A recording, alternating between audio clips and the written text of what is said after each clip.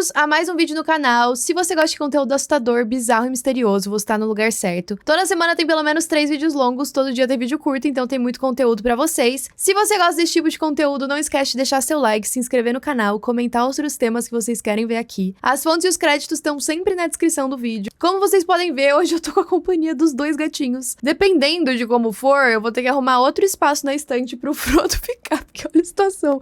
Gente, ele tá muito engraçado, tipo, ele tá parecendo uma galinha aqui, sentado no móvel.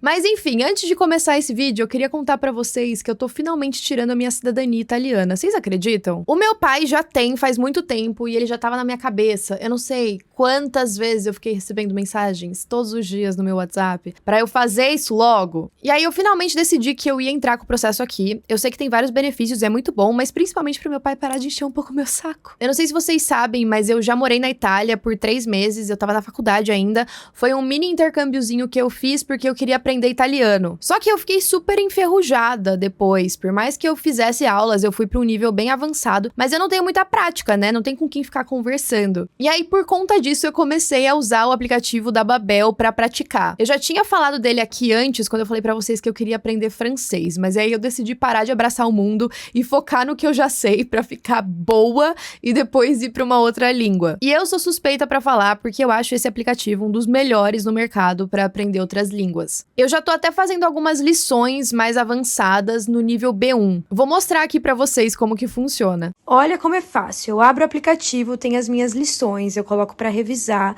Eles me mostram um diálogo em que você tem que escutar e ir preenchendo com a palavra correta. Sì. Ciao. Grazie. Limitare la circolazione. Também tem lições mais voltadas para gramática, por exemplo. Você também acessa o seu plano de estudo e todas as aulas que você já fez. E também tem outras opções de aprendizado, como, por exemplo, conversas do dia a dia, podcasts e até mesmo jogos. E você também pode revisar da forma que preferir. E é claro que o app também está disponível para celular. A Babel ainda tem mais de 14 idiomas disponíveis. Isso inclui inglês, espanhol, francês, italiano, alemão. Você também pode fazer aulas ao vivo e todas as lições foram criadas por mais de 200 especialistas em idiomas. Muito legal, né? Comenta aí se vocês já tiveram vontade de aprender alguma outra língua. Se vocês clicarem no link que tá aqui na descrição, vocês também ganham 55% de desconto na assinatura. E também tem as opções de fazer o pagamento em parcelas mensais, ou seja, muito bom. Então testem aí, depois vocês me contam o que vocês acharam. Voltei com outra roupa no dia seguinte. Eu fui gravar o vídeo ontem, acabou a energia na minha casa, vocês acreditam? Enfim, tudo certo agora. Não teve introdução nesse vídeo porque essa história é bem impactante. Então, vou deixar pra vocês assistirem até o final. Sem mais enrolação, bora pra história.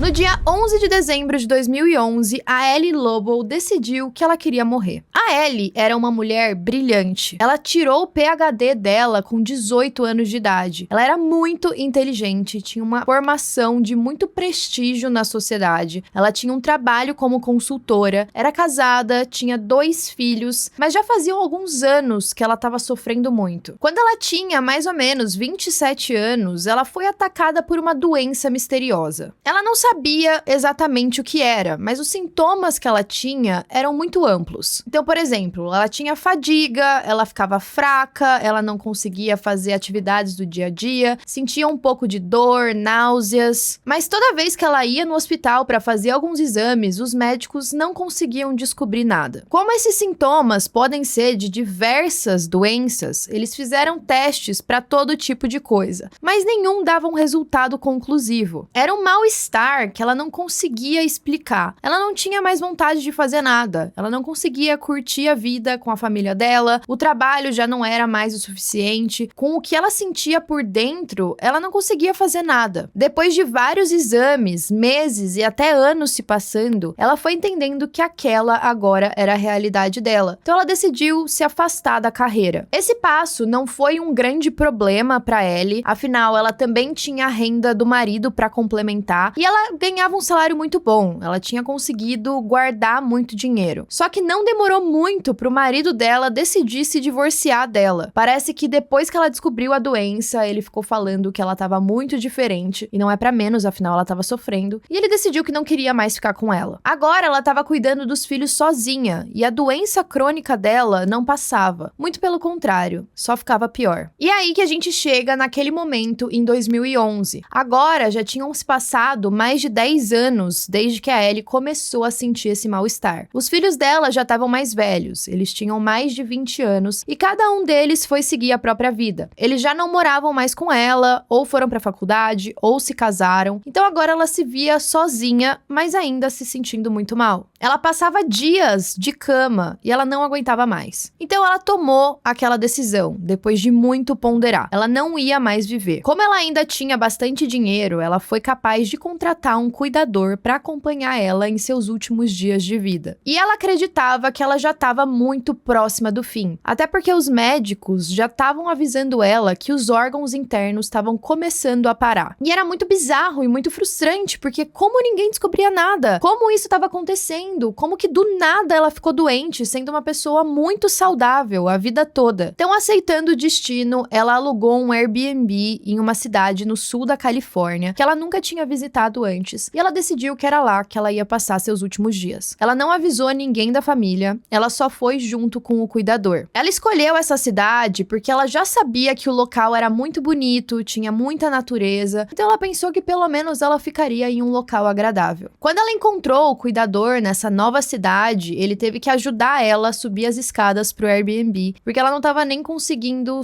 andar direito. Ele colocou ela deitada na cama e ela decidiu que ela ia ficar deitada e não ia se levantar mais. Ela não ia comer, ela não ia beber água, ela só ia ficar esperando pelo fim. E por 3 dias foi isso que ela fez. Apesar do cuidador estar garantindo que ela tivesse o mais confortável possível e de vez em quando oferecendo alguma coisa para ela comer e para beber água, os dias se passaram e ela não morreu. Mas ainda assim ela sentia que tudo estava piorando. Ela estava ainda se sentindo muito mal, mas ela falou: quer saber? Já que eu tô aqui nessa cidade, eu fiquei deitada na cama, talvez isso demore um pouco, eu vou dar uma volta pela rua e conhecer esse local. Então ela pediu ajuda pro cuidador para eles irem dar uma caminhada pela rua e depois ela ia voltar pra cama. Os dois descem juntos até a calçada e percebem que tava um dia muito bonito, muito ensolarado. E logo ao lado do Airbnb, conforme eles foram andando, eles perceberam que tinha um campo muito bonito, um gramado cheio de flores, onde ela conseguia ver o sol ao longe. Naquele momento, ela parou e ficou observando o horizonte. Era um momento para ela em que ela estava se sentindo mais tranquila. E não se enganem, esse não é aquele tipo de história que, nossa, ela foi dar uma volta e ela viu que o mundo é bonito de verdade e aí ela desistiu de querer morrer. Não foi isso que aconteceu, ela não se sentiu inspirada a mudar de ideia, mas de qualquer forma foi um momento de conforto. Conforme ela tá ali parada, olhando para aquele campo, ela começa a ouvir um zumbido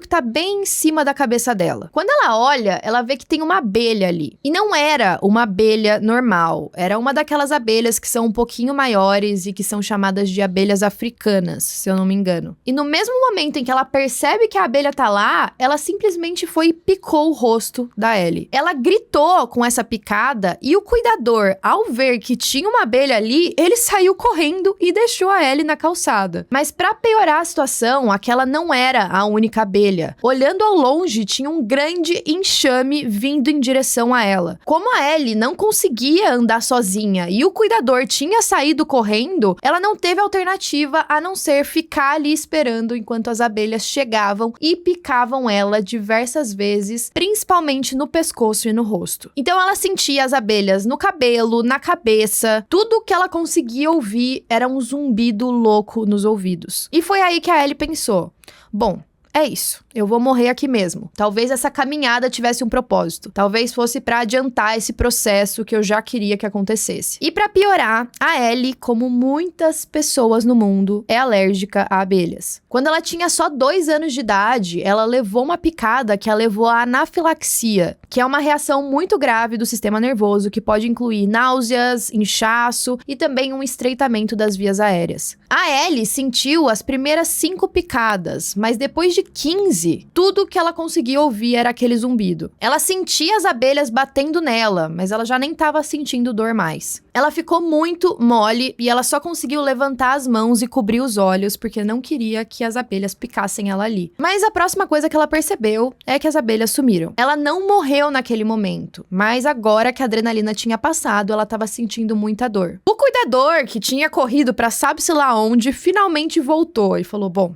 deixa eu fazer meu trabalho aqui, né? Ele pegou ela no colo e começou a sair correndo, mas a Ellie gritou pra ele que não queria ir pro hospital. Ela já tinha decidido, talvez aquele fosse um sinal, era pra ela morrer mesmo. Ela falou: não, você me leva de volta pro Airbnb, me coloca na cama e a gente vai esperar. E foi isso que ele fez, afinal ele tinha sido contratado pra isso. A Ellie falou: olha, agora que você me deixou na cama, fecha a porta, amanhã de manhã você vem buscar o meu corpo. De repente, mais 3 dias se passaram. A Ellie não morreu. Na verdade, pela primeira vez em 15 anos, ela começou a se sentir melhor. Ela conseguiu se levantar, ficar em pé e andar sozinha. Durante aqueles 3 primeiros dias, ela sentia muita dor das picadas. Mas depois, ela não sentia mais nada. Parecia que o cérebro dela tinha saído de dentro de uma névoa. Ela sentiu que ela podia pensar com clareza pela primeira vez durante anos. Só que a Ellie era bem inteligente para achar que ela tinha sido curada por abelhas. Apesar disso, ela ficou um pouco curiosa. Como que aquela situação, aquelas picadas poderiam ter ajudado ela de alguma forma a melhorar? E agora a gente vai voltar para contar um detalhe muito importante da vida da Ellie. Quando ela tinha 27 anos, ela fez uma trilha próxima à casa dela. Quando ela voltou, ela notou uma pequena marca na parte de dentro da coxa. Aquela marca parecia a picada de um inseto, então ela nem pensou muito sobre isso. O que ela não sabia é que o que tinha picado ela era um carrapato de um cervo. E esses carrapatos podem espalhar a doença de Lyme. Essa doença, se você pegar rápido, ela é super curável. Mas depois de algum tempo, ela não necessariamente tem cura e pode levar à morte. E é claro que era isso que estava acontecendo com ela. A doença é causada por uma bactéria que tem dentro desse carrapato e aí transmite pra gente através da picada dele. E quando esse carrapato pica a pessoa, ele tem um formato de picada bem característico. Mas se você não sabe como é difícil. Por exemplo, na cabeça da Ellie, quando ela foi pro hospital, ela nem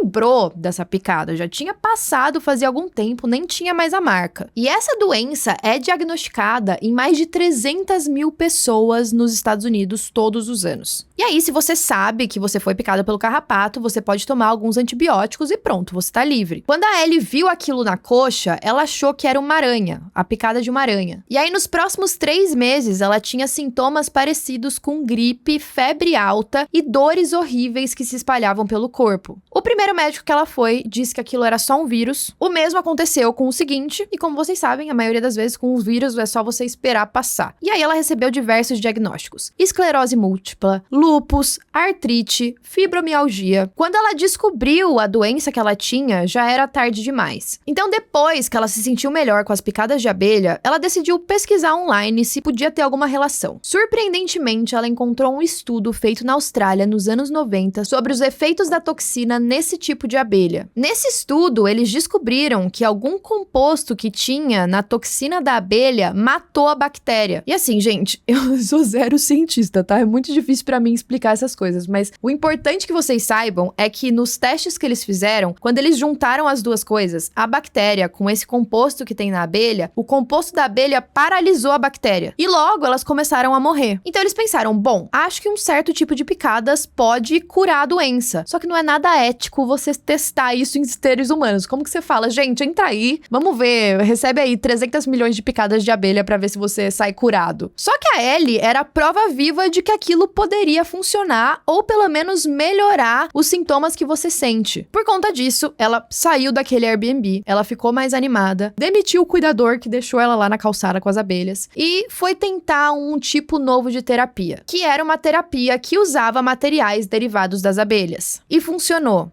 3 anos depois do que tinha acontecido, a Ellie estava 100% bem e dando entrevistas. Ela fez todos os exames de sangue de novo e descobriu que estava 100% saudável. Ela até tem abelhas que vivem em um condomínio de abelhas dentro do apartamento dela. E aí, pra fazer essa terapia, ela pega uma das abelhas e usa um tipo de pinça pra pressionar ela no local onde ela quer ser picada no corpo. E aí, ela foi fazendo essa terapia algumas vezes por semana, com acompanhamentos, é claro. E aí, depois de 3 anos, ela acredita que tá completamente curada. Hoje, ela mantém as abelhas por perto, por precaução. Desde aquele estudo, em 97, ninguém mais tinha estudado com mais profundidade o efeito das abelhas nessa doença. Então, hoje, ela trabalha ajudando outras pessoas que possam estar passando pela mesma situação. Bom, essa foi a história de hoje. A história de hoje foi um pouco diferente, né? Acho que foi muito mais inspiradora. Eu acho que a reviravolta dessa história é algo, assim, bizarro. Parece que tudo tinha que acontecer daquela forma. Qual a chance dela decidir sair em um local onde tinham aquelas abelhas específicas e as abelhas irem em direção a ela e picar ela? Tipo, parece um grande milagre, não sei vocês. Enfim, comentem aí o que vocês acharam e até a próxima.